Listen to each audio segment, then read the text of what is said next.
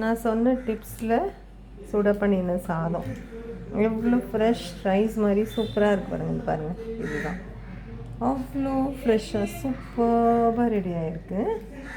இது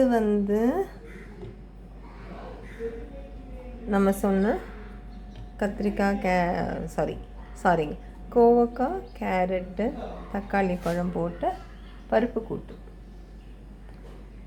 எப்படி இருக்குது பாருங்கள். போட்டாலே சாப்பிட்ணும் போல் இருக்குல்ல, அவ்வளோ நல்லா இருக்குது பாருங்கள்.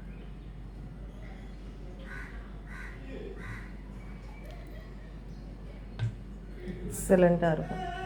இதில் ப்ரோட்டீன் காய்கறி ஃபைபர் எல்லாமே இருக்குது.